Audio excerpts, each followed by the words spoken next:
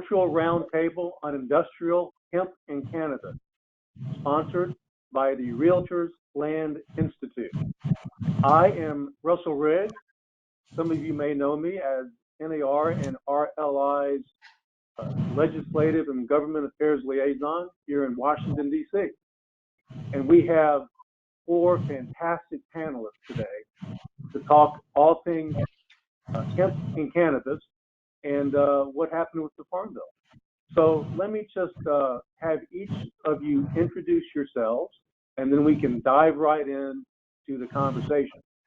Our first panelist is Erica Stark. Erica, please introduce yourself.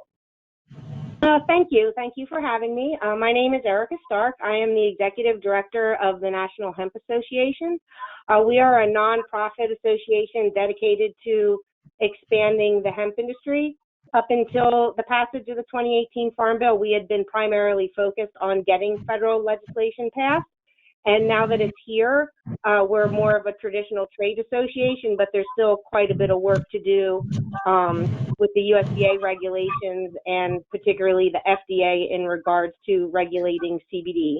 But we're excited to see the industry expanding and all of these other industries that are being impacted by the change in federal law, and seeing this be an opportunity for all segments of our economy. Fantastic. Thank you, Erica. Kirk, introduce yourself. Kirk Goebel. Hi, everybody. Kirk Goebel. I'm from Greeley, Colorado, broker of the Bell 5 Land Company. I've been a member of REALTORS Land Institute for about 30 years, a broker for 32 years. I've been a senior instructor for the REALTORS Land Institute for a number of years.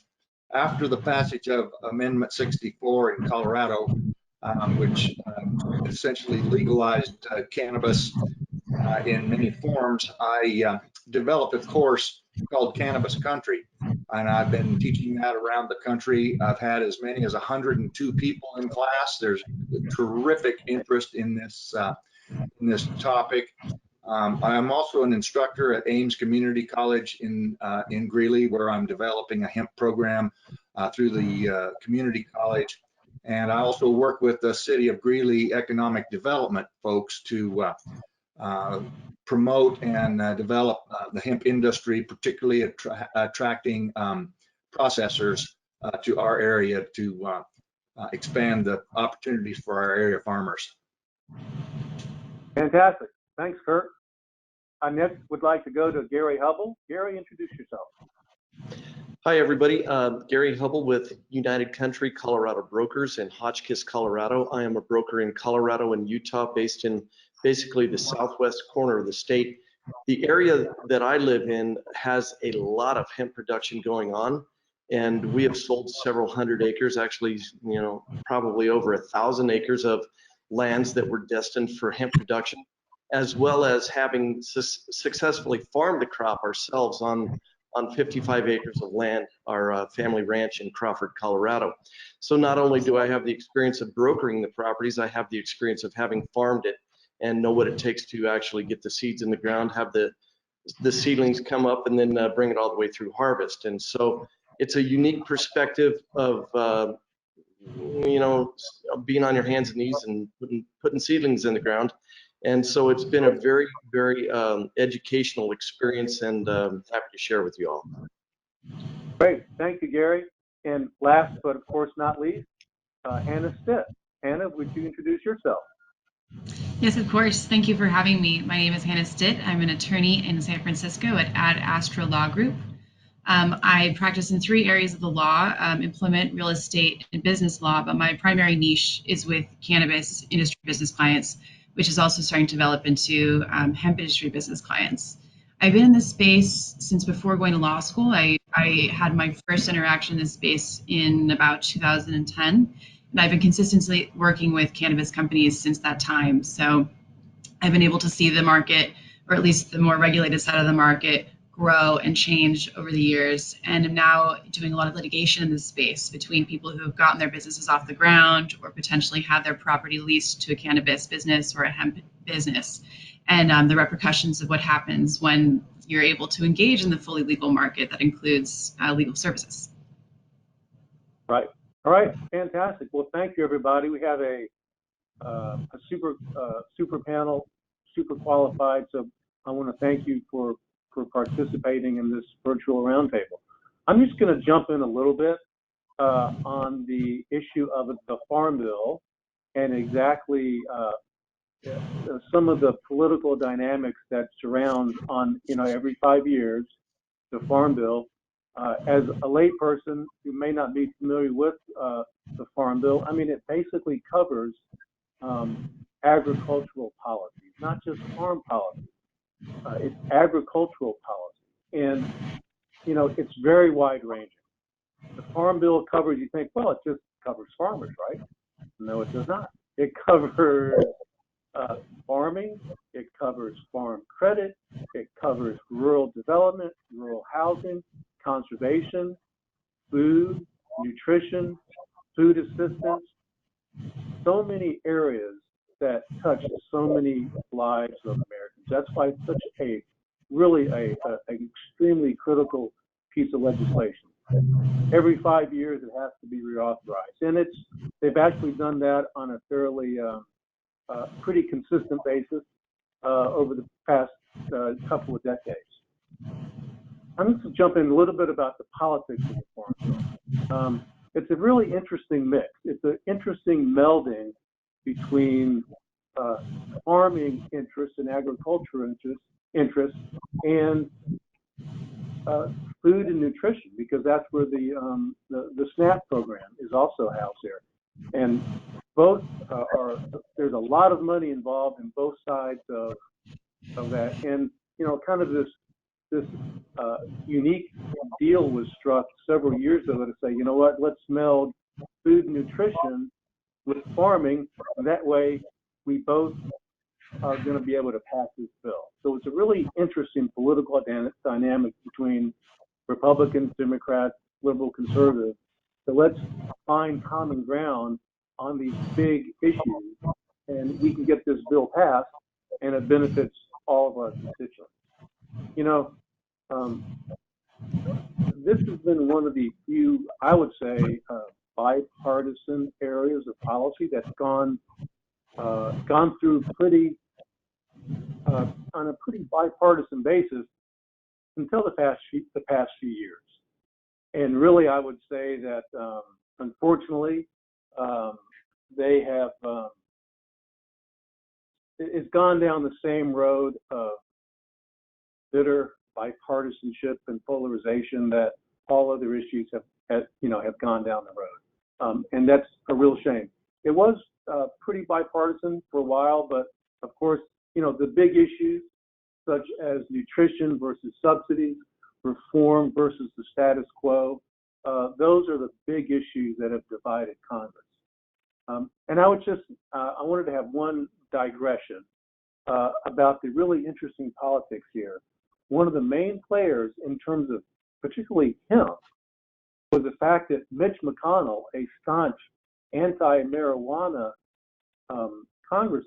senator, majority leader of the Senate, was extremely important in getting the hemp provision into law. He saw the benefit of hemp, and we can dive into a little bit more politics of that situation. But this is a piece of legislation that has a very interesting political dynamic to it. And every 5 years we go through the same exercise. So it'll be interesting to see what happens in the next 4 years and how that might impact the farm policy and farm politics. So let me just jump right into a question. Erica, you're going to be the first one. You're going to be my first question. Please explain to everyone what the difference is, because this is a critical kind of question and distinction. The distinction between hemp and marijuana, and why it was so critical for the Farm Bill to address that. Well, we always approach it by saying hemp is cannabis and marijuana is also cannabis, but hemp is not marijuana, in that hemp for legal categorization has a THC level of 0.3% or less. But at the end of the day, that is the only difference. They are both cannabis sativa L, which is the plant genus and species. And so hemp and marijuana are the same in that way. Now, another analogy that is usually easier for people to understand is comparing it to like sweet corn and field corn. They're both corn, but they have very different uses. And that's an analogy that seems to make sense. But yes, to your earlier point, it is fantastic that hemp does seem to be one of the very, very few issues that has bipartisan support, not only on a federal level, but we're seeing it on a state-by-state level as well. I live in Pennsylvania, and we got hemp legislation introduced here 4 years ago, and we got it passed in one legislative cycle, and we got it passed unanimously. And that's almost unheard of for any piece of legislation. And it's also interesting that originally the Hemp Farming Act was introduced as a standalone bill, but it wasn't getting as much traction there. And that's when Mitch McConnell decided to put that legislation into the Farm Bill, which was a really smart political move on his part and has led us to where we are today. Right. Yeah, fantastic. Kirk, if you could, a little bit, expound upon the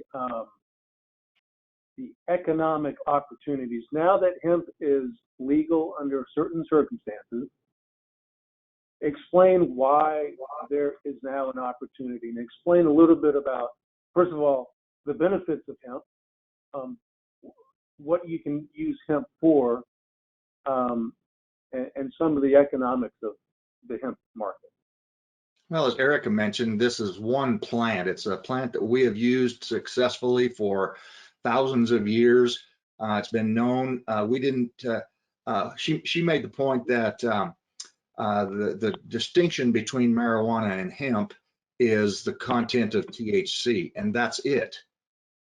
We didn't even know about THC until 1964 when that compound was isolated. We didn't even know about CBD until 1940, and yet we've been utilizing the plant for thousands of years. So the only distinction between the two has been a drug war that we have fought against this plant since 1937. If we just consider it one plant, it's just what do you happen to grow it for? Now the THC level is what makes the distinction. Of all the acreage planted to hemp in the United States in the last year, in the last few years, about 70% of it has been grown for purposes of CBD or cannabidiol, CBD oil, and so forth and so on. About 70%. Well, that is one use of the plant. I like to say that CBD is not an industry, it is an ingredient.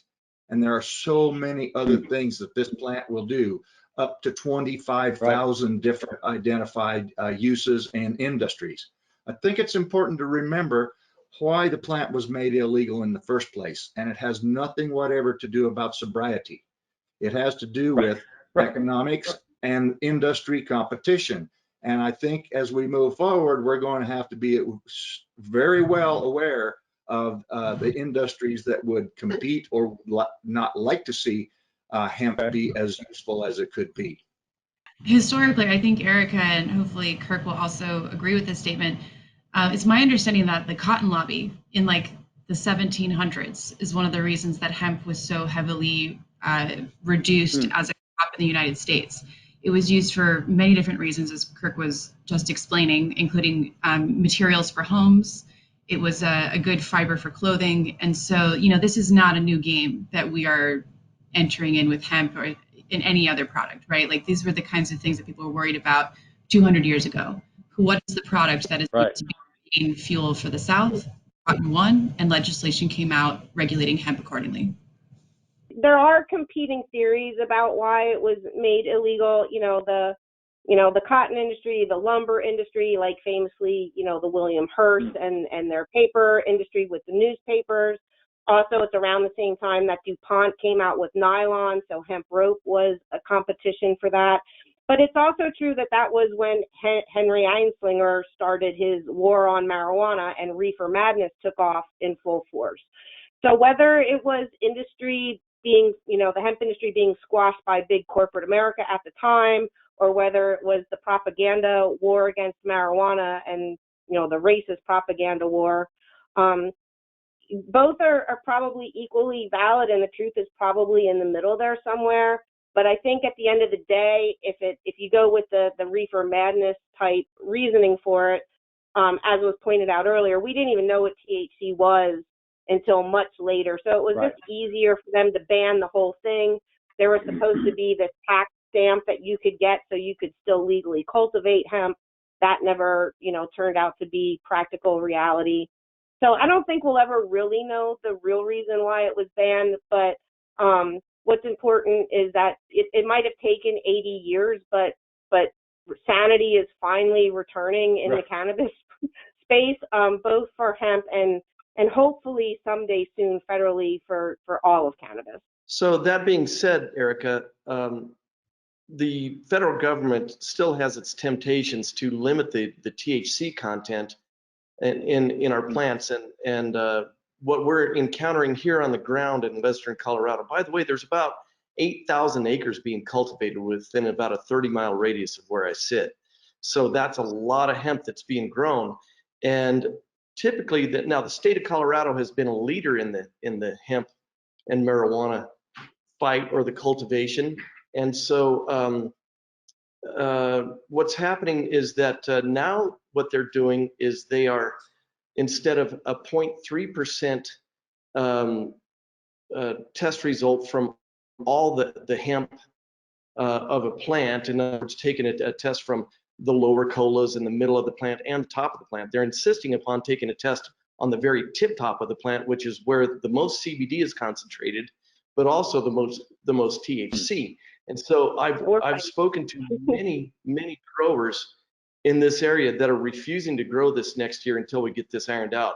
And so the FDA and the USDA and everybody involved, and of course the Drug Enforcement Administration still has their fingers in this.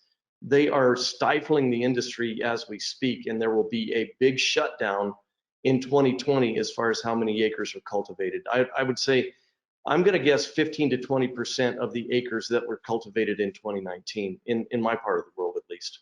Yeah, I agree with that. I mean, and it's you can also debate whether or not that's a good or a bad thing. I'm sure you've seen how much the markets had flooded in 2019 and how dramatically CBD pricing dropped from, say around $3 per point of CBD per pound to closer to $1 or less. I'm also hearing a lot of farmers that are looking to transition to growing for CBG, thinking that the price per kilo is much higher for CBG right now than it is for CBD. And I'm also seeing a whole lot of new farmers come into this space, investing tens and tens of thousands of dollars, who never farmed a day in their life, and a lot of crop failures because of their inexperience in that as well. As an organization, we're certainly fighting against that interim final rule requirement, specifically around the sampling. It should be a whole plant composite sample, because that's how most of the biomass is sold. If they want to put an additional requirement for smokable flower, then they should do that as a separate testing if you want to sell flower directly to the consumer. But this 0.3%, just the top of the flowers, is nonsense. I think USDA is starting to recognize that, particularly with the number of states that opted not to even participate in the 2018 program and are choosing to continue under the 2014 program, which is another issue in and of itself, because regardless, the 2014 pilot program expires October 31st, a year after the interim final rule was introduced. But yes, there's a lot of challenges that we still face as an industry. Great, Erica. Kurt, did you have something, an observation or something to add on that? I just wanted to add to that, that the 0.3%, while it's recognized, as all of the research that I've been able to do, that appears to be pretty much arbitrary and not based on any sort of particular fact. And the difficulty that Gary was pointing out there is that at that THC level, with the genetics that we have, with the varying growing conditions that we have and so forth, that is really going to pose a difficulty for this industry to go ahead. Now, I know that American Farm Bureau as a group and many other states, we here in Colorado, when we submitted our state comments and so forth, was some sort of a move to at least raise that to a 1% limit. Many people think that that could just be done by USDA. The problem is that that was written into the Farm Bill and would require Congress to have to change that THC level. Right. So we're back to trying to work with Congress on that issue. And the testing, as Gary is exactly right. The testing procedure right now, the requirements for how the testing is done, the requirement for when the testing is done, and the fact that 100% of all the growers have to be tested through DEA approved labs, it just spells a death knell for this industry. Right. Gary, go ahead. It's and then worse I have if a we're question for hearing Hannah the as EU well. is trying to lower it to 0.2%, which is going to complicate things even further when it comes to global trade. Agreed. Well, as Kirk is Gary and then Hannah. yes, I think I've had your class 3 times by now, Kirk. So I think I could probably teach it pretty well myself. But it's a great class that you teach. But as Kirk is fond of saying in his class, you'd have to smoke a joint the size of a telephone pole to get a buzz off of 0.3% or even 1%, because higher grade marijuana these days is like 24, 25% THC. The 1%, look, the crop that we grew this last summer tested out at 0.36% THC. And so we were, 20% above the legal limit. Well, what happened was the state of Colorado said, okay, well, you're not quite 4%, so, you're fine. It's only 0.36, and they gave us some leeway there, and no harm, no foul, and there was several, quite a lot of money in product that was not condemned as a result of their basically, you could say, laxity or their understanding of the situation. But we've heard of farmers having to burn whole fields of hemp because of one or 2 points one way or the other. But when you have these circumstances like a rainstorm or a frost or some kind of atmospheric condition to where you can't get harvested in time, that the THC and the CBD content can skyrocket in those plants that last week or two before harvest. And so, and the other ridiculous aspect of this as well is if you're processing for isolate or distillate, quite often that THC is stripped out anyway, so it doesn't even matter. So, you've got a crop that's completely devoid of THC after it's been processed. Who the heck cares? So the 1% limit to me sounds very reasonable. I'll let you get back on track, Russell. I don't want to take a side. No, it's great stuff. Hannah, I did have a question for you about the role of the states in regulating hemp and cannabis, and particularly how the Farm Bill sets up the role of the states in regu. And this is actually a question for all of you, but Hannah, I wanted you to jump off on that one if you could. Right. Well, what you're talking about is just the difference in our federalist system, where we've got states' rights are the larger basket, and the federal government is able to identify and has identified certain areas of the law that it's going to take supremacy over any state's decision on that area. So my understanding is that the Farm Bill allows for states to either opt into regulations that are created at the federal level or create their own. And certain states like California have already said we're going to be making our regulations. Unfortunately, they're not out yet. Although if anybody listening would like to sign up for the California, the CFDA, you can go onto their website and they'll send you the regulations that are proposed, and you can make comments. So definitely do that if you're interested. But other states have already rolled out some regulations, I believe, and I think Colorado is one of them. Does anybody else on the panel know for sure about that? Colorado's always led the way. We're still operating under the 2014 Farm Bill until the next go round. The state has submitted our comments, but not a plan for approval. Right. So essentially, we're in this space where federalism allows for the states to say that they want certain types of regulations, and as long as that's, I want to say like, I'm losing my word here, but like comports with the federal regulation and doesn't contradict it in any way. Like it can be a more stringent standard, but it can't be a less stringent standard most of the time. So each state is having to make decisions. And what's interesting about this is that oftentimes the regulators, who are at the local and state level, they are not necessarily the individuals who have been on the ground learning about the chemistry of the plants, farming it, using the product that they're regulating. So oftentimes they don't really have a basis in making any kind of informed decision on what they're doing. And to compound that, especially in California, my understanding is that there's very little funding actually making its way to these regulators. The departments are quite small, they're not robust. So you've got people who don't know chemistry. That's not what they do. They're, in a government administrative agency of some kind, and they're the rule maker side of it. So they're not actually out there testing and learning that kind of thing. And then they don't have a lot of funding with which to go get educated. And even if they did have that funding, it would be hard to identify who to go get educated by.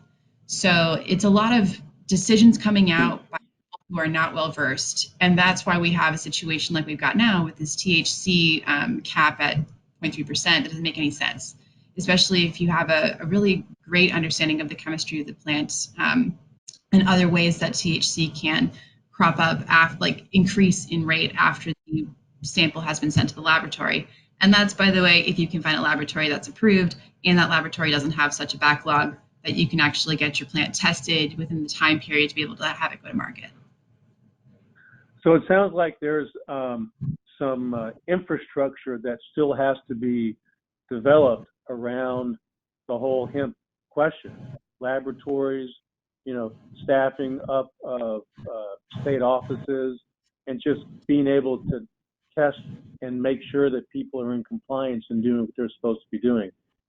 Erica, is that something that your trade association has identified as a problem or a concern in terms of being able to get the hemp growing industry up and running? Yeah, though the word infrastructure has multiple meanings in this sense. Yes, there's more infrastructure needed for federal regulations, or my preference would be that they just back off a little bit and let the states continue to handle it the way they have been handling it for the last 4 years. They've done just fine. I don't see the need to interject DEA certified labs or anything of that nature. And I think that might be one area that we can get them to move on. But the broader perspective of infrastructure that's needed is actually on the fiber processing side, specialized harvesting equipment for the plants that can get to be 15, 20 foot tall, where traditional ag equipment just won't do it. And in particular, decortication machinery, which will create the raw materials that the manufacturers in turn need to use to manufacture their product. And that is the bottleneck between the farmer and the end product that we need to desperately fill to make that traditional hemp crop more viable and available to farmers to grow hemp on a large scale. Gary, do you have a comment about that? I do, in that what a lot of people don't realize, if you walk up to a hemp plant and actually take your hand and grasp the cola of the top of a hemp plant, it's like turpentine. It's very, very sticky. And that CBD is what attracts the pollen on the CBD on the female plant attracts the pollen from the male plant to fertilize the plant. And that's what creates the seed. Now, once it's pollinated, then the CBD production goes way down. And so there's all these farmers out there growing for CBD. And what they're doing is trying to grow for CBD oil and keep all the plants feminine, which can be very hard because they can hermaphrodite in the middle of the night. You can walk a row and look, I swear I looked at that plant yesterday and it was female and today it's male. So it can be a very troubling consequence for you. And then the crop can get seeded out and then your CBD content drops and so on and so forth. But what a lot of people don't realize about hemp is that it's a very problematic crop to harvest. Being that sticky, and if you come from a farm background and you know your swather for hay, or your corn harvester, or you know whatever windrower you're using for soybeans or wheat or so forth, a lot of those those mechanical solutions do not work. And because if you take a typical hay swather and run that swather through that hemp crop, it'll gum up the knives on that hemp crop in a matter of minutes, and it'll just jam things up. And so we're looking at not only the legislative and the administrative and the political and the governmental side of things, but there's a whole new industry that has to be beefed up from the ground up on how to harvest the dang stuff. And okay, so for example, when the drying was sounds like drying sounds was like you need some mechanical innovation as well. exactly. And so if you think about drying a hemp crop, and around here in Delta County where I'm sitting, every large space, and there were a lot of onion barns because there were some farms that grew onions, and so onions have to be dried in a certain way. And some of that industry dried out, and so those onion barns were available, and they were very big. Every available space got booked up for drying hemp, and a lot of hay barns and so forth. Now, if you think about the concept of hanging hemp plants up from the rafters of a barn, where all the barn swallows and the pigeons can come in and drop their manure on top of it, that's not necessarily pharmaceutical grade, and that will happen to where there will have to be a big change in when you talk about infrastructure. What I'm talking about is the buildings where that crop is brought in a sterile fashion, because this is stuff that people are putting in soft drinks, it's topical ointments, it's rheumatoid arthritis sufferers are taking pills or tinctures. You know, you take 5 or 6 drops of CBD under your tongue. You don't want hemp that's been sitting in an open hay barn, open to any bird that flies in and wants to nest there overnight. You know, that's not what you want. So this whole industry it's a nascent industry that really is getting going right now. And to my view, we've got about 5 years before the fiber and the seed and the other parts of this crop are utilized properly. And right now, really, and Kirk can give some thought to this, but some of his contacts are growing industrial hemp for fiber and paper and so forth. You know, canvas, there's a reason why the word canvas is so close to cannabis, because the sails on a clipper ship were made out of hemp. But that's right. As long as the rope too. Exactly. And so I forget what it was. There's like 180,000 pounds of hemp was on a typical clipper ship. And so that is all gone. That whole industry needs to be rebuilt from the ground up. And so right now, I'd say, I don't know, Kirk, your thoughts, but 80 to 90% of the hemp that's grown has been grown for CBD. And, you know, this whole industry, as far as making paper and clothing and fabric and so forth and paint, and well, heck, you know, Henry Ford made a car with panels, you know, the quarter panels of the cars back in the 40s made from hemp. So all of that has to be rebuilt from the ground up, and it's very exciting. There's a lot of money thrown at it, but it's very, very, very early in the industry. Where are we in compared to the global hemp market? Are other countries ahead of us, behind us? Is there a global market, and where are we in comparison? Bert? Canada has had legal hemp, and they usually it's been processed primarily for oil for the past few years, but there's 42 other countries that have been producing hemp over the years, and yet the U.S. has had the largest hemp consumer market. So all of the products that were coming in, whether it was food, fiber, whatever, had to coming in from other countries,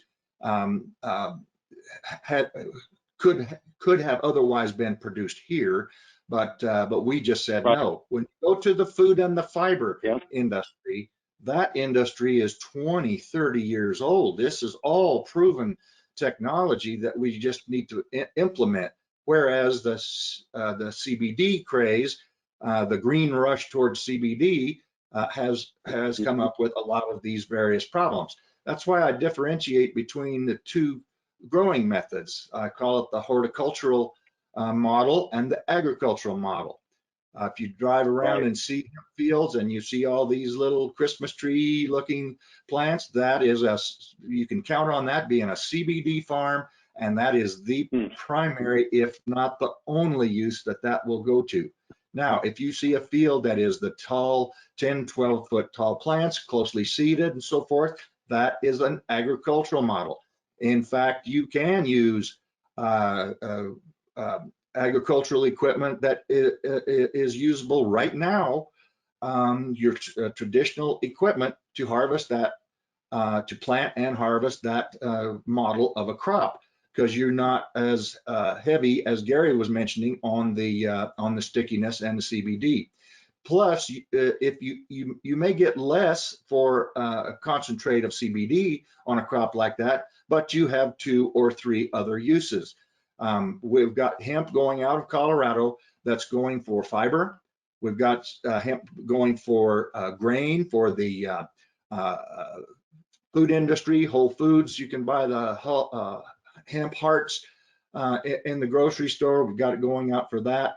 We've got truckloads of hemp hurd going out of Colorado and down to Texas, being processed in the oil and gas industry for drilling fluids. It's used for livestock bedding. So you got the grain and the fiber and the bedding.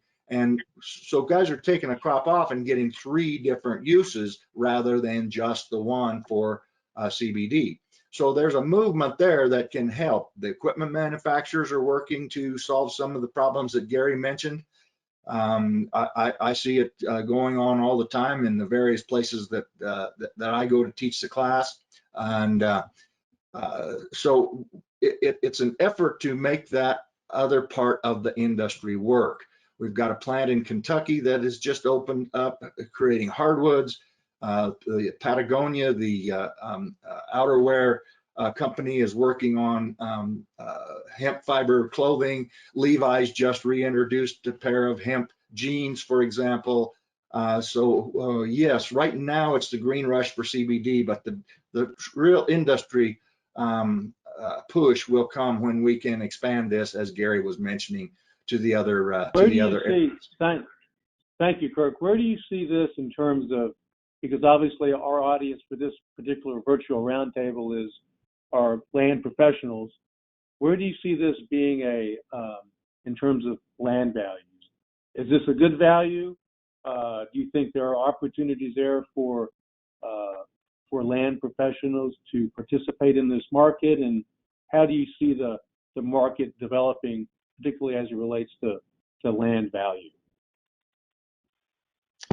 Well, personally, yeah, thanks, Russell.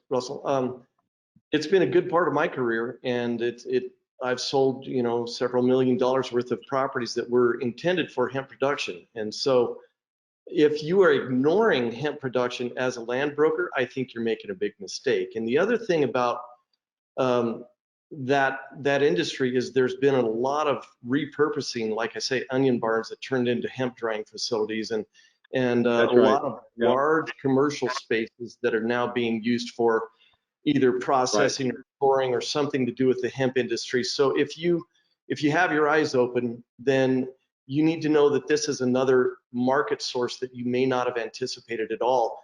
I embraced it as part of my career, and it had a lot to do with my success over the last couple of years. However, now it's accelerated land prices in our area, probably, I'm going to say 10 to 15%, where there are a lot of the premium farms where, look, when corn is at $3.75 a bushel, that farmer really needs to make about $4.25, $4.50 a bushel, Kirk, to even be profitable. And so, last I heard. What was that number? 418 was the last number I saw. Yeah, and so when a guy's only making, when he plants a crop of corn and actually stands a very good chance of actually losing money on that, then he's a lot more motivated to look at hemp. And there were some big numbers in it, as Erica said earlier, 2 years ago. And CBD hemp was priced per point. In other words, if it was a 10% CBD value to that crop, they were paying like $5 a point. So per pound, you're getting $50 a pound. And on one Christmas tree type plant could have 1.5 pounds of flower on it. So that one plant could be worth $75. Well, glory, hallelujah. So, you know, there were some big numbers in as recently as 2018. Yeah. Those numbers, I hate to tell everybody that if you're thinking about, wow, I'm going to grow hemp and I'm going to make, you know, several $1 million. Sorry, that wave has crested. It's down the other side. We're not in that market anymore. As Hannah or as Erica was saying, it's down to 30 to 50 cents a point. And so that same plant that was worth $75 is now worth 15 or 20 or 10 even. And so those values are just simply not there anymore. They're just not there. Now, I think now one thing that needs to be emphasized is that when you're growing for CBD hemp, as I said, people are trying to keep every plant feminine, and that's very hard to do. And so people were selling plant sets for $5 as a seedling.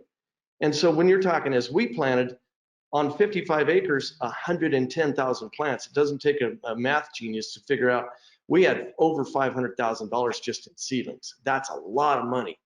Now, the industrial model, or like the agricultural model that Kirk is talking about, that seed is not sorted. It's male and female. It doesn't matter. You actually want it to seed out. You can plant it with a seed drill, just like corn or soybeans or any other plant. And so those costs are far less to produce that crop. I think that you're going to get a higher value per acre on that crop, but you're not necessarily going to hit that, you know, jacket out of the park, bases loaded home run in the last inning of the World Series. You're not going to get that. But the problem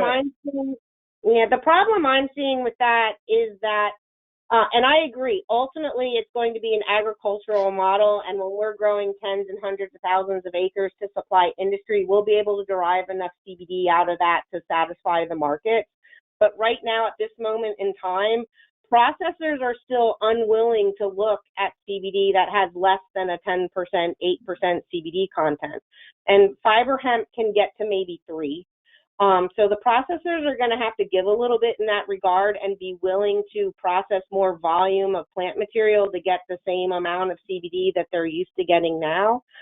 But as far as land goes, I think that's the interesting thing, is that there will be like a niche for everybody.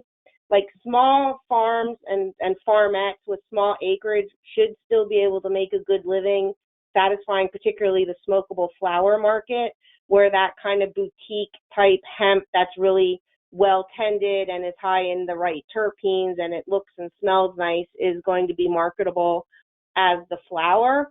And then, you know, your medium-sized farms that can do the more biomass cultivation, and then your really large Midwestern agricultural sites will be able to do the, you know, where 10,000 acres is a small farm. There'll be markets for them as well. We have some way to go to get there, but in terms of real estate too, I think it is important to know what's happening around you, because I'm not sure if you're seeing it yet in Colorado, but we're seeing lawsuits of CBD producers who want to sue the fiber and grain guy that's, 5 miles down the road that cross-pollinated their crop. And that is one issue that, and the Senate, people on the Senate Ag Committee are like, well, do you want us to try to regulate that? And I'm like, no, I don't know how the federal government can pick winners and losers in that regard. But yet it is a major concern, and I don't know how states handle that in trying to make both sides of that horticultural and agricultural models coexist in a good way. Right. Thank you. So I just wanted to ask one final question of Hannah. I noticed you had mentioned as something that you had dealt with in terms of civil asset forfeiture. And if there's if hemp is no longer considered to be illegal, is civil asset forfeiture a danger for those who are involved in the hemp market, growing, distributing it at all?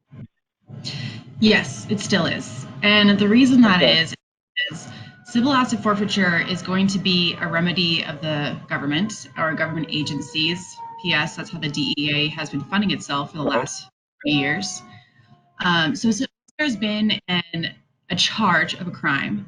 civil asset forfeiture can be used by an agency or the government. So what happens in the hemp industry, my understanding is the chemistry of the plant is not properly understood by the regulators. This 3% THC issue, just like Gary was talking about earlier, the plant can increase its THC in the last 2 weeks before it's harvested. So if all of a sudden you've got a higher content plant on your property, as a landowner, than you had anticipated, for whatever reason, if you're charged with a crime related to this, the government can come in and they can not only force you to burn your crop, which is the only apparent remedy for a plant that has gotten a little too much THC in it, but they can actually seize your property.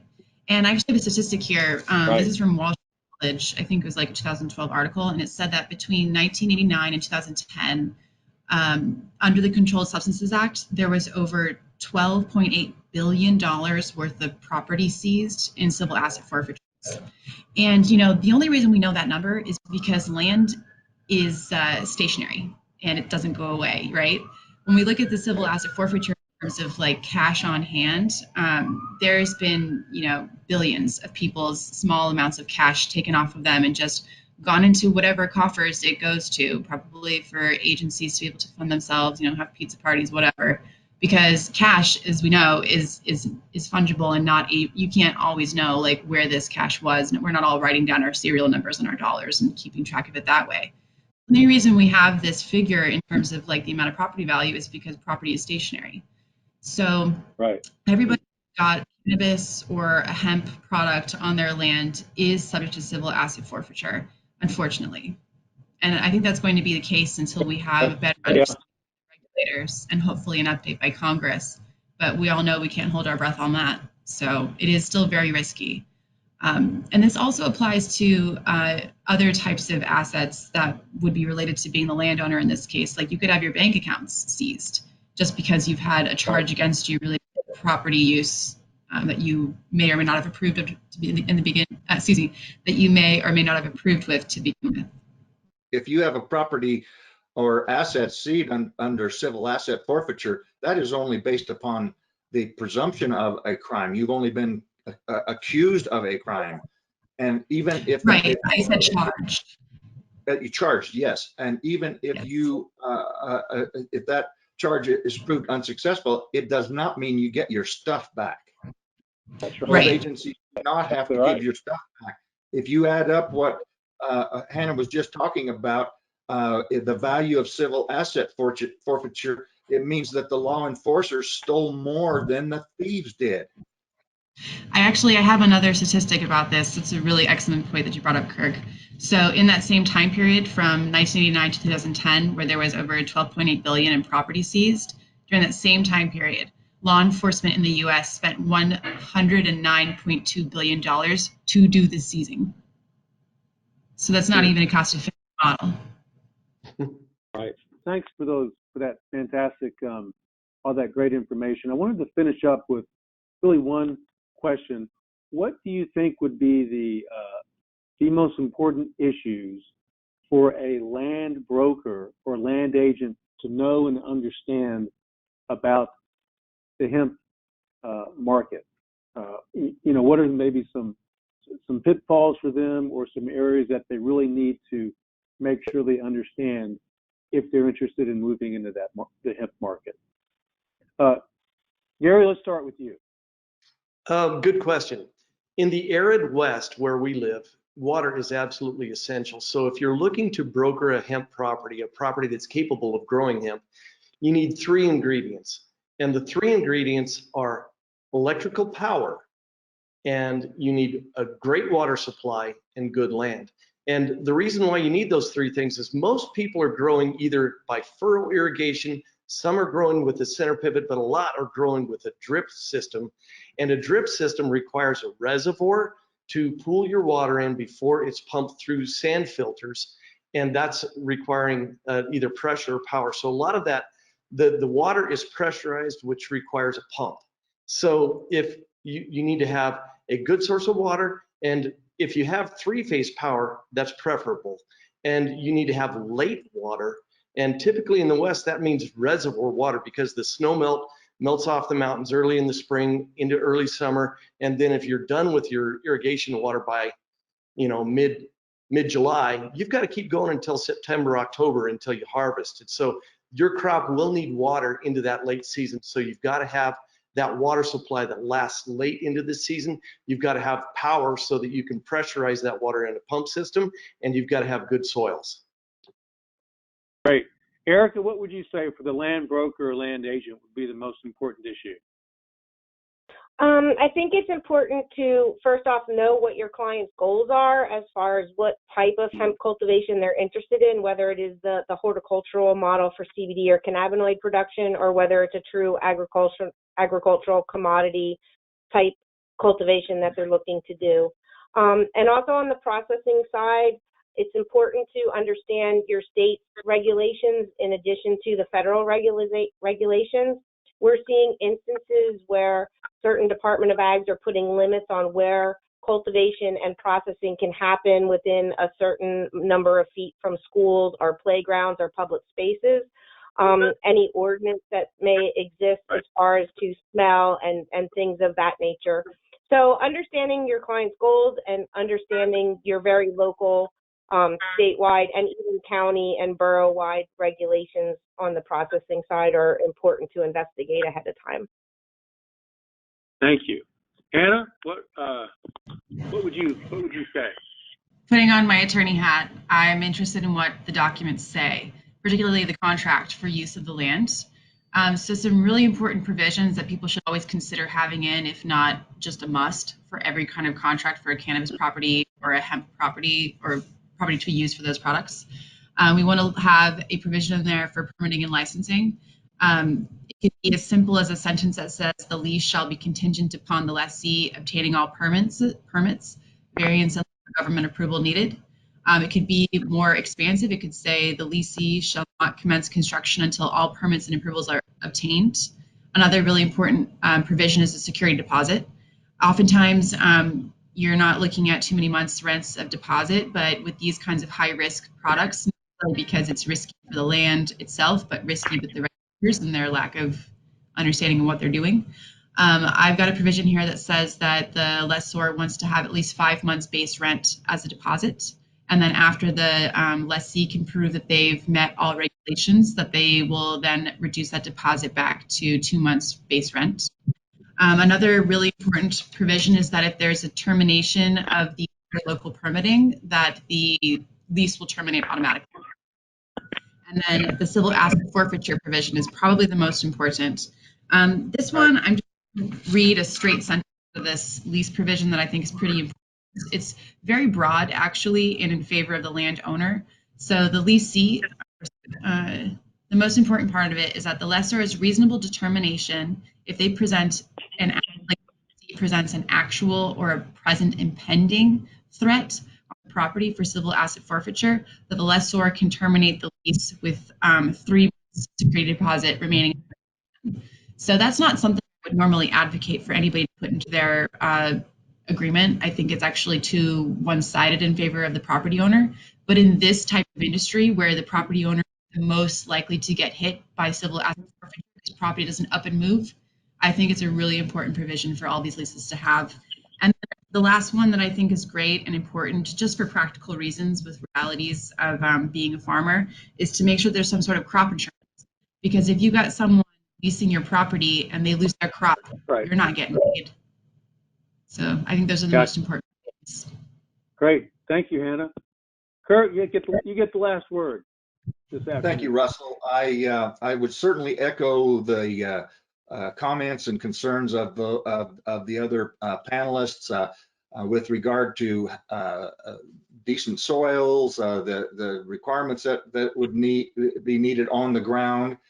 As land specialists, we try to have specialized knowledge in what we do. So if someone is going to go into the hemp brokerage or has that opportunity in their area, then I think they need to learn as much about the industry as possible. So even so, you know the terminology, you know what your client is talking about, you can help that client to determine their ultimate end goals and so forth. Everyone in the business has to realize that this is, while we would like it to be treated like any other crop, it's not like any other crop. Right. It is not corn or wheat. You can't just plant it, harvest it, and haul it to the elevator. I always tell my hemp growers that if you think you're going to be in the hemp business, you are truly going to be in the compliance business. It is so heavily regulated that you must be aware of those rules and regulations from the federal down to the state. The states are and will continue to be the leaders in this, and even down to the county and local municipal regulations that may impact the plant. That is not a concern you have with a corn crop. So for the broker, I think we all have a pretty good knowledge of the land. I think we have to have a knowledge of the industry to be able to effectively work with our clients. Great. Thank you, everybody, for that great information. And to everyone out there, thank you for joining our virtual roundtable on the hemp and cannabis industry. Thank you.